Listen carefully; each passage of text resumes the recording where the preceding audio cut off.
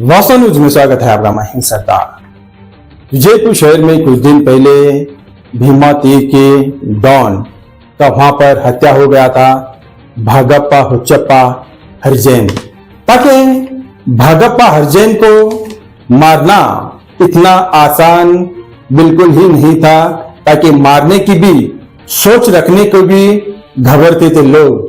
अब भागप्पा हरिजन का ये सुनने में आ जाता है ताकि वो कुछ दिनों से अब वो कुछ बदलना चाहता था, एक अच्छी जिंदगी जीना चाहता था, मगर आपस में दौलत के लिए अब दौलत सबसे बुरी चीज होती है कहते हैं, मगर कुछ लोग दौलत ही सब कुछ है ये कहते हैं, मगर किसको दौलत है किसको नहीं है। अब तो दौलत शान शौहरत औरत इसके लिए तो राजा महाराजाओं के तख्त और ताज चले गए हैं। आज के गुंडागर्दी में क्या किसी झाड़ के पत्ते भी नहीं बराबर ही लगते हैं। ताकि उसी तरह विजयपुर शहर के पुलिस प्रशासन आज प्रेस मीट में ये लिखा गया है, पत्रकारों को भी ये समझाया गया है ताकि जमीन जायदाद के लिए ही इन दोनों के बीच ये दुश्मनी थी। अब ये दुश्मनी अब यहाँ पर खून के रंगों में बदला गया है। ताकि भीमा तीर का नाम सारे कर्नाटक में ही मशहूर है, ताकि वहां पर गोली नहीं सिर्फ गोली चलती है, खून खराबा होता है, सुपारी क्लियर होते हैं, ना जाने जानी दुश्मनी यहां से ना जाने कई सालों से ये सिलसिला आज भी चल रहा है और चलता ही रहा है। अब उसी तरह विजयपुर के एसपी 4 लोगों को जिसने भागप्पा हरिजन को शाम के 8 से 9 बजे वहां पर उनको मार दिया गया था, ताकि उस पर पुलिस प्रशासन 4 लोगों को गिरफ्तार किया है। आज पत्रकारों को यही कह रहे हैं ताकि उनके दुश्मनी में अब ये मारा गया है भागप्पा हरिजन। सबसे पहला आरोपी यह है प्रकाश उर्फ पिंटू लक्ष्मण। अब यहाँ का मेलिन केरी अब सबसे बड़ा आरोपी नंबर 1 ये कहलाता है। दूसरा तो राहुल भीमाशंकर मेलिन केरी, उम्र तो 20 बताया जाता है, मगर काम बहुत बड़ा किया है, मगर उनका भी साकिन पिंडी तालुका का ही है। दूसरा तो दीपक, अब यहाँ रेणुका कांबले, उसकी भी उम्र यही बताया जाता है, ताकि वो भी अगर खेड़ का ही रहने वाला है, विजयपुर जिला इंडी तालुका का रहने वाला। अब तो यहाँ पर मणिकंठ, यहाँ पर एक दिन उसका भी नाम यही बताता जाता है, ताकि वो भी इसमें शामिल हुआ एक आरोपी है। अब तो 4 लोग मारे हुए हम स्क्रीन पर उनकी तस्वीर भी बता रहे हैं, ताकि वहां पर भीमा तीर एक गांव एक बेल्ट ऐसा बन गया है, ताकि वहां पर उसके नाम पर लोग यानी कि भागप्पा हरिजन के नाम पर कांप उठते थे, मगर वो भागप्पा हरिजन था। ताकि हर कोई यही कहते हैं, मगर भागप्पा हरिजन को मारना उतना मुश्किल ही नहीं नामुमकिन था। जब कोई न्यूज चैनल में भागप्पा हरिजन को अगर विजयपुर शहर में किसी कॉलोनी में मारा गया है, तो ये फ्री प्लान के लिए इनके घर के लोग भी आरोप तो यही कर रहे हैं, मगर कहानी बोलने में कम है, मगर उतनी जुड़ी हुई कहानी है ये। मगर अब यहाँ पर पुलिस प्रशासन तो अपना काम जल्द से जल्द कर दिया है, मगर जो भी हत्यारे मारे हुए हैं उनको जेल के सलाखों के पीछे अब भेज दिया गया है। अब तो भागप्पा हरिजन की कहानी अब तो कई सालों से जुड़ा हुआ है, कई फिल्में बने हुए हैं, कई लोग न्यूज चैनल में स्टोरी बनाए हुए हैं, मगर उसकी कहानी अब तो किसी के मोबाइल में देखेंगे सबसे पहले तो भागप्पा हरिजन का हत्या का ही आ जाता है। मगर आज विजयपुर शहर के जिला में हर तरफ कर्नाटक में सिर्फ यही चर्चे हो रहे हैं, ताकि भागप्पा हरिजन को मारना इतना मुश्किल ही नहीं था, नामुमकिन था, मगर ये प्लान कितनी जल्दी हो गई और कितना जल्दी मारा गया भागप्पा हरिजन। छोटे मोटे केसों में तो होते ही रहते हैं, मगर भागप्पा हरिजन की तो अब जिंदगी और मौत का तो सवाल था। इससे पहले कुछ साल पहले भी उस पर गोलियों की बुझार भी हो गई थी, मगर उसमें बच गया था, मगर उसकी इलाज हैदराबाद में हो गई थी। मगर उसके बाद भागप्पा हरिजन की जिंदगी बदलती ही जा रही थी ताकि वो एक अच्छा व्यक्ति बने और ये सब छोड़कर एक अच्छी इंसान बनकर दिखाना चाहता था, मगर उससे पहले ही उसकी मौत हो गई। ताकि इसके पीछे धन दौलत का ही कहते हैं और ना जाने और क्या कहानी छुप गई है, बिल्कुल ही पता नहीं। आज मीडिया वालों को ये बता रहे हैं कि पुलिस प्रशासन ताकि भागप्पा हरिजन को मारने की कहानी अब इसी रिपोर्ट में आपके सामने लाए हैं। आइए देखेंगे एक रिपोर्ट में।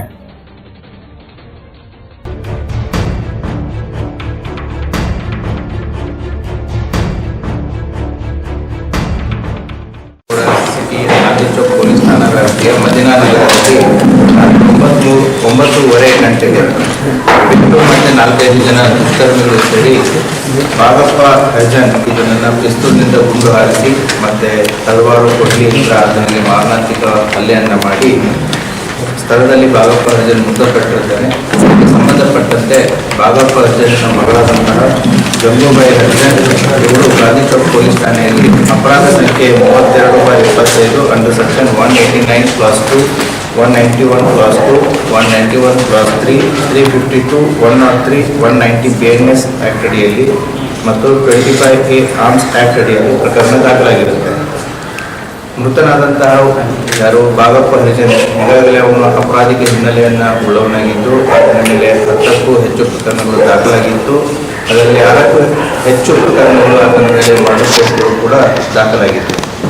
ಸೊ ಈ ಹಿನ್ನೆಲೆಯಲ್ಲಿ ಆತನ ಅಸೋಸಿಯೇಟ್ ಆದಂತಹ ಒಬ್ಬ ರವಿ ಮೆಲಿನ್ಕೇರಿ ಅನ್ನೋನು ಕಳೆದ 6 ತಿಂಗಳ ಮುಂಚೆ ಮರ್ಡರ್ ಆಗ್ತಾನೆ. ಆ ಮರ್ಡರ್ ಕೇಸಲ್ಲಿ ತುಳಸಿರಾಮ್ ಹರಿಜನ್ನು ಮತ್ತು ಅಲೆಕ್ಸ್ ಕೊಲ್ಲರು, ಪ್ರಕಾಶ್ ಕೊಲ್ಲರು, ಷಣ್ಮುಖ ನಡುವಿನ್ಕೇರಿ ಮತ್ತು ಇನ್ನಿತರರು ಸೇರಿ ಆತನನ್ನು ಕೊಲೆ ಮಾಡಿರ್ತಾರೆ. ಈಗಾಗಲೇ ಆ ಎಲ್ಲ ಕೊಲೆ ಆರೋಪಿಗಳು ನ್ಯಾಯಾಂಗ ಬಂಧನದಲ್ಲಿದ್ದಾರೆ.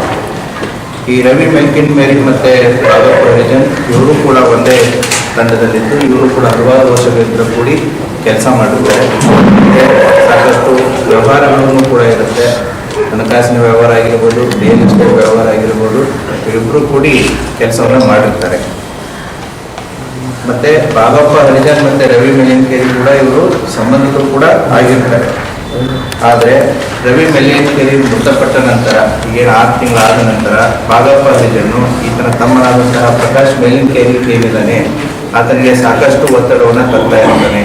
ಏನಂದರೆ ರವಿ ನನ್ನ ಹೆಸರಲ್ಲಿ ಸಾಕಷ್ಟು ಆಸ್ತಿಯನ್ನು ಮಾಡಿದ್ದಾನೆ, ಸಾಕಷ್ಟು ದುಡ್ಡನ್ನು ಮಾಡಿದ್ದಾನೆ, ವಾಹನಗಳನ್ನು ಮಾಡಿದ್ದಾನೆ, ಆ ಎಲ್ಲವನ್ನು ಕೂಡ ನನಗೆ ವರ್ಗಾಯಿಸಿ ಅಂತಂತೇಳಿ ಅವನಿಗೆ ಪೀಡಿಸ್ತಾ ಇರ್ತಾನೆ. ಯಾಕೆ ಪ್ರಕಾಶ್ನಿಗೆ ಅಷ್ಟೇ ಅಲ್ಲದೆ ಇಷ್ಟೆಲ್ಲ ಕೊಡೋಕ್ಕಾಗದ್ರೆ 10 ಕೋಟಿ ರೂಪಾಯಿ ಕೊಡಿ ಅಂತಂತ ಹೇಳಿ ಭಾಗಪ್ಪ ಹರಿಜನ್ನು ಪ್ರಕಾಶ್ ಮೆಲಿನ್ಕೇರಿ ಮೇಲೆ ಒತ್ತಡವನ್ನು ಹೇರ್ತಾ ಇರ್ತಾನೆ.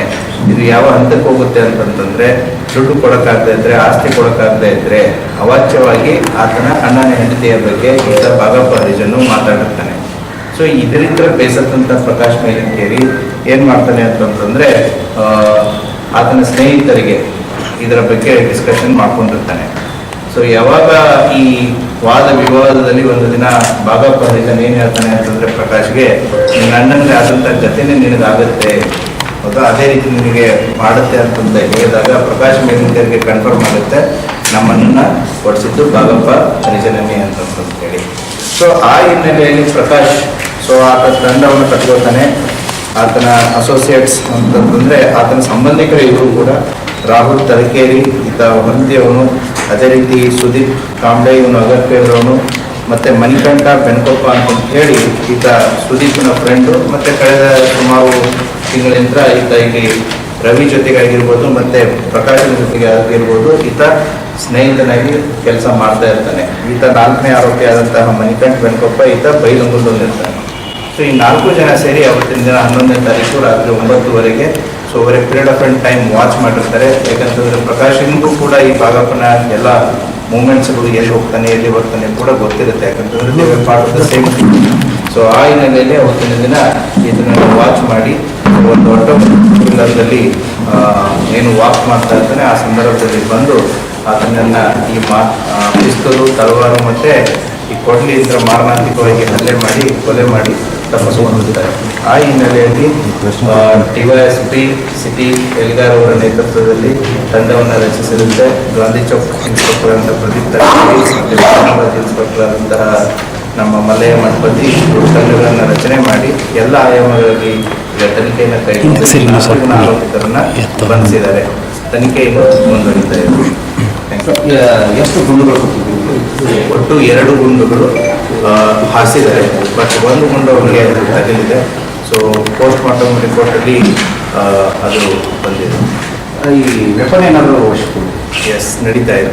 ಎಲ್ಲ ಪ್ರಕ್ರಿಯೆಗಳು ಏನು ಆಯುಧಗಳಾಗಿರ್ಬೋದು, ವೆಹಿಕಲ್ಸ್ ಆಗಿರ್ಬೋದು, ಅವನು ಏನೇನು ಯೂಸ್ ಮಾಡಿದ್ದಾರೆ ಅವನ್ನೆಲ್ಲವನ್ನು ಕೂಡ ಪೊಲೀಸ್ ಮಹಾಜರದಲ್ಲಿ ಮತ್ತು ಅವರಿಂದ ರಿಕವರಿ ಮಾಡುವಂಥ ಎಲ್ಲ ಪ್ರೊಸೆಸ್ಗಳು ಚಾಲ್ತಿಯಲ್ಲಿ.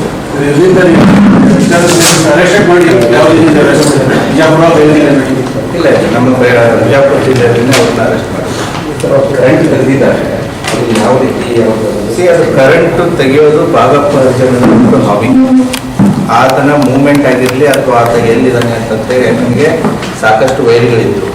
ಸೊ ಆತನೇ ಲೈಟನ್ನು ಆಫ್ ಮಾಡಿಕೊಂಡು ಆತ ಬಂದಿರೋದು ಹೋಗಿರೋದು ಯಾರಿಗೂ ಕಾಣಬಾರ್ದು ಅಥವಾ ಅವನ ಮೂಮೆಂಟ್ಸ್ಗಳು ಯಾರಿಗೂ ಕಾಣಬಾರ್ದು ಅಂತೇಳಿ ಆತ ಮನೆಯ ಹೊರಗಿನ ದೀಪಗಳನ್ನು ಹಾಸೋದು ಒಂದು ಹವ್ಯಾಸ ಆಗಿದೆ. ಮಾಡಾದ್ಮೇಲೆ ದೂರ ಎಸ್ಕೇಪ್ ಆಗ್ತಾರೆ.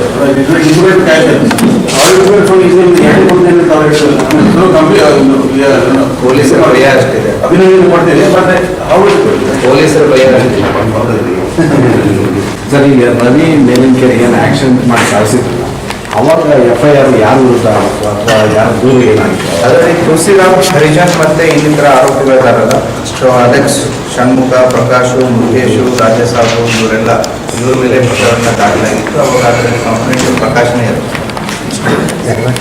ಆಲ್ರೆಡಿ ಇನ್ ಪೊಲೀಸ್ ಏನೋ ಜುಡಿಷಿಯಲ್ ಕಸ್ಟಡಿ ಕೇಸು ಜಾಸ್ತಿ ಅರೆಸ್ಟ್ ಆದ್ರೂ ಎಲ್ಲ ರಿಮಾಂಡ್ ಕೊಡ್ತೀವಿ. ಯಾವ ಕೇಸ್ ಇಲ್ಲ, ಇನ್ನೂ ನಮ್ಮ ಹತ್ರ ಇದ್ದಾರೆ. ಸೊ ತನಿಖೆ ನಡೀತಾ ಇದೆ. ಇವತ್ತು ಅವ್ರನ್ನ ಕೋರ್ಟಿಗೆ ಪ್ರೊಡ್ಯೂಸ್ ಮಾಡ್ತಾರೆ. ಡೆಫಿನೆಟ್ಲಿ ಸರ್, 4 ಜನ. ಎಸ್, ಇನ್ನೂ ಕೂಡ ತನಿಖೆ ಮಾಡ್ತಾರೆ. ಭಾಗಪೇನ ಹೊಣೆತಾಗಿ ಬಿಡಿಗೆ ಕಾಡ್ತಾ ಇದ್ದ ಅದನ್ನ ಹೇಳಿದೆ ನಾನೀಗ. ಸೊ ರವಿ ಸತ್ತಾದ ಮೇಲೆ ರವಿ ಮತ್ತೆ ಭಾಗಪ್ಪನ ಮಧ್ಯೆ ಏನು ವ್ಯವಹಾರಗಳಿತ್ತು. ಸೊ ಭಾಗಪ್ಪನ ಹೆಸರಲ್ಲಿ ರವಿ ಸಾಕಷ್ಟು ದುಡ್ಡು ಆಸ್ತಿ ಮಾಡಿದ್ದಾನೆ ಅಂತೇಳಿ ಭಾಗಪ್ಪ ಈ ಪ್ರಕಾಶ್ಗೆ ಅಲಿಯಾಸ್ ಪಿಂಟೋ ಏನಿದ್ದಾನೆ ಅವನಿಗೆ ತೊಂದರೆ ಕೊಡ್ತಾ ಇದ್ದ. ಸೊ ಮನೆ ಆಗಿರ್ಬೋದು, ಕಾರ್ ಆಗಿರ್ಬೋದು, ದುಡ್ಡು ಆಗಿರ್ಬೋದು, ಏನು ಮಾಡಿದಾನೆ ಅದನ್ನೆಲ್ಲ ನನ್ನ ಹೆಸರಿಗೆ ಮಾಡಿ ಅಂತ. Sir, Yes, that is part of the investigation. So status is that becomes a part of the evidence. Most notorious criminals Bhagappa ಬರುವಂತ ಇದನ್ನ ಮತ್ತೆ ಟೋಟಲಿ ಮಟ್ಟ ಹಾಕಬೇಕು ಅನ್ನೋದು ಮತ್ತೆ ನಾವು police definitely police will be very ಏನು ಈಗಾಗಲೇ ನಮ್ಮ ಜಿಲ್ಲೆಯಲ್ಲಿ ಇವರು ಈ ರೀತಿ ಎಷ್ಟು ಥಿಂಗ್ಸ್ಗಳಿದೆ ಅವರ ಆದಂಥ ಇತಿಹಾಸ ಆಗಿರ್ಬೋದು, ಹಿಸ್ಟ್ರಿ ಆಗಿರ್ಬೋದು, ಆಲ್ರೆಡಿ ಅವರದ್ದು ಪಟ್ಟಿ ರೆಡಿ ಆಗ್ತಾ ಇದೆ. So they are already in the process, they are under the watch. ಅವರು ಸರ್ವೆಲೆನ್ಸ್ ನಡೀತಾ ಇದೆ, ಅವ್ರು ಏನು ಆ್ಯಕ್ಟಿವಿಟೀಸ್ ಮಾಡ್ತಾ ಇದ್ದಾರೆ ಅದನ್ನೆಲ್ಲ ವಾಚ್ ಮಾಡ್ತಾ ಇದೆ. Definitely will take a strongest stringent action on this criminals. ಎಲ್ಲರೂ ಹಿಸ್ಟ್ರಿ ಶೀಟಲ್ಲಿ ಹಾಕಿದಾರೆ ಅಥವಾ ಪಾರ್ಟ್ ಆಫ್ ಹಿಸ್ಟ್ರಿ ಏನೂ ಆಗ್ತಿಲ್ಲ. ರೌಡಿ ಶೀಟ್ ಹಾಕಿದ್ದಾರೆ. Rowdy sheeter is different, history sheeter is different. Rowdy sheeter is a convicted person. Okay. So rowdy sheeter ಈಗ ಇವೆಲ್ಲ rowdy sheeter, history sheet ನಾವು ಓಪನ್ ಆಗಿ ಡಿಸ್ಕಸ್ ಮಾಡುವಂಥದ್ದಲ್ಲ. So that is a part of the administration process. Sir, ಈಗ ಘಟನೆ ವಿವರ ಸಂಪೂರ್ಣವಾಗಿ ಅಂದರೆ ಯಾವ ಟೈಮಿಂಗ್ ಹೆಂಗೆ ಪ್ಲ್ಯಾನ್ ಮಾಡಿದ್ರು, ಯಾವ ಇವನ್ ಸಫಿಷಿಯಂಟ್ ಡೀಟೇಲ್ಸ್. ಸರಿ ಸರ್, ಆಟೋದಲ್ಲಿ ಬಂದಿದ್ರ ಹೆಂಗೆ ಬಂದರು? ಆರೋಪಿಗಳು ಆಟೋ ಮತ್ತೆ ಒಂದು 2 ವೀಲರ್ನ ಯೂಸ್ ಮಾಡಿದ್ದಾರೆ. ಸೊ 4 ಜನ ಹಾಕಿದ್ರು, 2 ಆಟೋದಲ್ಲಿ 2 2 ವೀಲರ್ನಲ್ಲಿ ಬಂದಿದ್ದಾರೆ. ಸರ್, ಒಬ್ಬರಿಗೊಬ್ಬರು ಹೆಂಗೆ ಕನೆಕ್ಟ್ ಆಗ್ತಾರೆ ಸರ್? ಇದು ಅಂದರೆ ಈ ಇವ್ರಿಗೆಲ್ಲ ಹಳೆ ಪ್ರಕರಣಗಳೇನಾಗಿದೆಯಾ? ಇದರಲ್ಲಿ 4 ಜನ ಆರೋಪಿತರಲ್ಲಿ ಒಬ್ಬನ ಮೇಲೆ ಮಾತ್ರ ಹಳೆ ಒಂದು ಕ್ರಿಮಿನಲ್ ಕೇಸ್ ಇದೆ. ರಾಹುಲ್ ತಲಕೇರಿ ಮೇಲೆ 2022ದಲ್ಲಿ ಬರ್ತಿ ಪೊಲೀಸ್ ಠಾಣೆಯಲ್ಲಿ ಒಂದು ಅಟೆಂಪ್ಟ್ ಮರ್ಡರ್ ಕೇಸು ಇದೆ. ಅದರಲ್ಲಿ ಆಲ್ರೆಡಿ ಕೋರ್ಟಲ್ಲಿ ಟ್ರಯಲ್ ನಡೀತಾ ಇದೆ. ಅವನು ಕೋರ್ಟನ್ನು ಕೂಡ ಅಟೆಂಡ್ ಮಾಡ್ತಾ ಇದ್ದಾನೆ.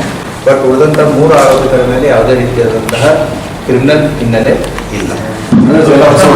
ಎಸ್. ಸರ್, ಅವ್ರಿಗೆ ಏನಾರ ಸುಪಾರಿ ಈ ರೀತಿ ಏನಾದ್ರು ಇರ್ತಲ್ಲ ಸರ್? ಈಗ ಮೋಟಿವ್ ಆಫ್ ದ ಮರ್ಡರ್ ನಾನು ನಿಮಗೆ ಹೇಳಿಬಿಟ್ಟೆ. ಒಂದು ಆಸ್ತಿ, ಒಂದು ಪರ್ಸನಲ್ ಅಟ್ಯಾಕು, ಒಂದು ಹೆಣ್ಣಿನ ಬಗ್ಗೆ ಈತ ಮಾತಾಡಿದ್ದು ಅವಹೇಳನಕಾರಿಯಾಗಿ. These are the motive for is murder. So this Prakash and other ಪ್ರಕಾಶ್ಗೆ ಏನಾಗುತ್ತೆ ಅಂತಂದರೆ ನನ್ನನ್ನು ಇವನು ಉಳಿಸಲ್ಲ ಅನ್ನುವಂಥ ಒಂದು ಮನೋಭಾವನೆ ಬರುತ್ತೆ. ಯಾಕಂತಂದರೆ ಅನ್ನನ್ನೇ ಹೋಗಿದ್ದಾನೆ, ಇನ್ನು ಇವನು ಕೊಡೋ ಕಾಟಕ್ಕೆ ಇನ್ನು ಒಂದು ನಾನು ಇರಬೇಕು ಇಲ್ಲ ಆತ ಇರಬೇಕು ಅನ್ನೋಂಥ ಒಂದು ಮೈಂಡ್ ಸೆಟ್ ಅವನಿಗೆ ಪ್ರಿಪೇರ್ ಆಗುತ್ತೆ. ಎಲ್ಲೆಲ್ಲಿ ಗಾಯ ಆಗಿದೆ? Thank you. ಸರ್ ಈಗ ಮನೆ ಕೆಲಸದವರು Thanks, sir. Okay sir. ಕೆಲಸ ಮಾಡಿದ್ದಾರೆ. ಅದು not just one person, additional speed ಇಟ್ಕೊಂಡು ಜಿಲ್ಲೆಯ ಹಲವಾರು ಇನ್ಸ್ಪೆಕ್ಟರ್ಸ್ಗಳು ಕೂಡ ಇದರಲ್ಲಿ ಕೆಲಸ ಮಾಡಿದ್ದಾರೆ. Mainly city sub division officers. ಈ ಪ್ರಕರಣ ನಡೆದಂತ ಈ ಸಸ್ಪೆಕ್ಟೆಡ್ ಎಷ್ಟು ಜನರ ಎಷ್ಟು ಈ ಮಾಜಿ ಹಾಲಿಗಳ ಥ್ಯಾಂಕ್ ಯು. ಓಕೆ